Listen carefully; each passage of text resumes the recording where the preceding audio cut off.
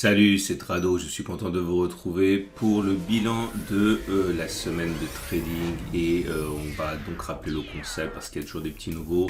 Il s'agit d'un portefeuille fictif que je mets à votre disposition pour vous transmettre ma méthode et ça aura son importance sur la dernière partie de la vidéo. Il ne s'agit pas de conseils, je ne fais pas dans le conseil, je ne suis pas qualifié pour vous dire quoi acheter, quoi vendre, je suis juste qualifié pour vous montrer ce que je fais.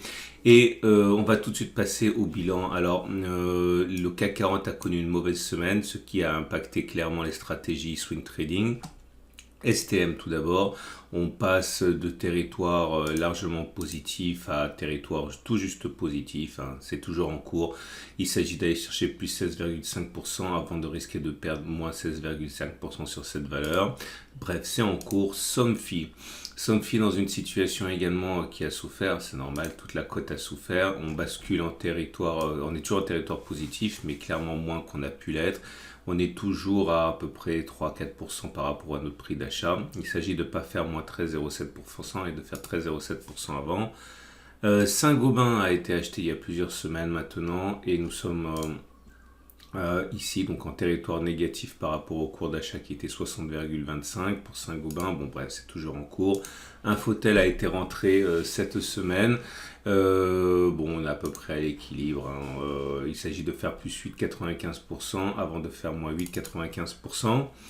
Malheureusement, Esker a été la seule issue et qui a été défavorable cette semaine. Esker a été emporté par une vague de baisse. Il s'agissait de faire plus 8,99 avant de faire moins 8,99 et on est venu déclencher le stop de protection ici. Donc c'est une perte pour la stratégie. Eramet qui se réveille doucement, mais c'est très erratique pour Eramet. On voit que on est en territoire positif, c'est déjà ça. Et on est là, le cours d'achat était ici, il fallait faire plus 30%. On a frôlé cet objectif, mais on n'a pas réussi à les faire. Pour l'instant, c'est toujours en cours, on est en territoire positif. Capgemini également est en territoire positif. Ah non, je raconte n'importe quoi, en territoire négatif. Mais on n'a pas été déclenché. On est passé très loin du stop, pas très proche du stop de protection, mais qui n'a pas été touché à moins 4,3. Et bon, pour l'instant, c'est mal engagé, mais c'est toujours pas perdu.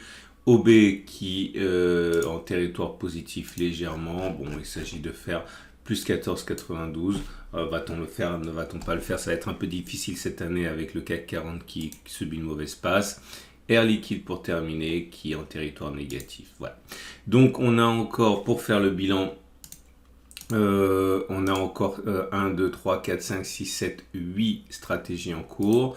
Voilà le bilan. Encore une fois, si vous voyez que j'ai oublié un truc, n'hésitez pas à me le dire, hein. Il s'agit d'être le plus transparent possible. Il peut m'arriver d'oublier des trades, soit gagnants, soit perdants. Mais à mon avis, on en est là. Donc, une nouvelle issue qui est défavorable avec Esker qui est un échec. Et voilà ce qui se passe. On a un bilan de trade clôturé de 32 succès et de 24 échecs depuis le 27 mai. Ok, que je partage ce portefeuille. Donc, ça veut dire 57% de succès. Un profit factor de 32 000. Si on a un capital fictif de 100 000 euros et qu'on risque 1 000 euros par trade, donc on a perdu 24 000, on a gagné 32 000, donc ça fait un profit factor de 1,33 et un profit net de 8 000 euros. 8 000 euros sur un capital de 100 000, ça veut dire 8%. On est sur le même niveau que le CAC, hein, 8,6%. Et on est bien au-dessus de la performance du small mid qui est 1,8% qui correspond mieux à ce que je traite puisque c'est essentiellement des capitalisations moyennes. Et ce qui nous amène donc à quelque chose que je voulais vous montrer pour répondre à des questions qui reviennent souvent, mais j'ai décidé de faire un petit bilan par rapport à ça. On me demande souvent, mais attends, c'est complètement artificiel ça, Trado, parce que tu décides arbitrairement de faire 1% de risque, mais pourquoi pas faire 2, 3? Il est courant que les gens aient 20 actions dans leur portefeuille, ça veut dire qu'ils prennent un risque de 5% par action. Pourquoi est-ce que toi tu t'infliges ou tu fais 1%? Je vais vous dire pourquoi. Ok, alors regardez, il est là, là c'est une simulation de ce qui se passe avec un capital de 100 000 euros. Imaginons que j'ai 6%, enfin 6 pertes consécutives, ce qui est assez classique, hein, avec 57% de succès, on peut avoir 6%, 6 trades perdants d'affilée. D'ailleurs, quand le CAC baisse violemment comme ça s'est produit récemment, j'ai souvent 5-6 stratégies qui sont déclenchées à la baisse. Hein. De la même manière, l'inverse est tout à fait vrai. Hein. C'est-à-dire quand on a une bonne passe sur le CAC 40, on a des stratégies qui cartonnent.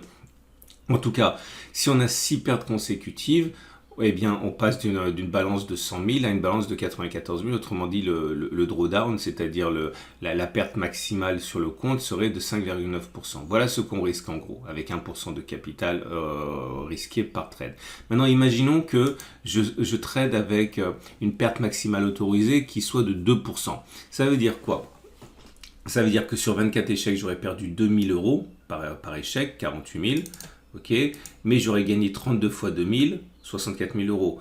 Ça change rien au profit factor, mais ça change tout au profit qui passe à 16 000. Et la performance devient 16% depuis le 27 mai. Et là, on met une gifle aux indices. Autant le CAC 40 que le small mid. 16% à l'espace d'une poignée de mois, c'est colossal. Imaginons maintenant que l'on risque 3% par trade, c'est-à-dire que chaque fois que mon trade est perdant, je perds 3 000 € sur mon capital de 100 000. On en est à 32 fois 3 000 € de gain, 96 000. Et 72 000 de pertes, là aussi ça ne change rien au profit factor, mais le profit bascule à 24 000 €. Et là on est à 24% de gain depuis le 27 mai par rapport toujours, donc c'est 3 fois plus que le CAC 40. Mais regardez le drawdown, c'est-à-dire que si on se prend 6 échecs consécutifs, eh bien on a perdu 16,7% de son capital. On peut continuer ainsi.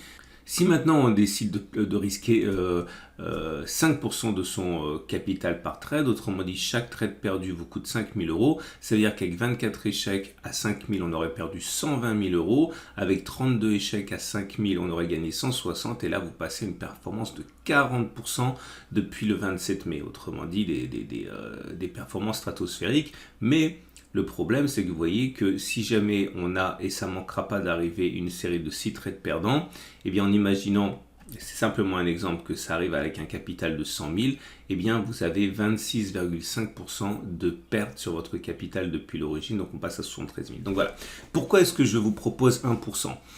Parce que je ne suis pas là pour me vanter de faire de performance à 40% en 6 mois. 2, parce que mon objectif, c'est de faire de la pédagogie et de vous montrer ce qu'il faut faire pour gagner en bourse, enfin ce que moi je fais pour gagner en bourse et absolument pas de vous inciter à prendre des risques inconsidérés. 3, si derrière vous pensez que vous pouvez gérer des pertes plus importantes que celles occasionnées par un capital de 1%, eh bien allez-y, risquez 2%, risquez 3%. En toute manière, je considère que 1, 2, 3% quand vous êtes expérimenté, ça va. Hein. Moi, je prends parfois, ça dépend des trades que j'engage, mais sur des actions, il m'arrive de faire du 2-3%. Ça dépend encore de plein de choses. Mais voilà, c'est pas non plus mon objectif de vous faire prendre des risques inconsidérés.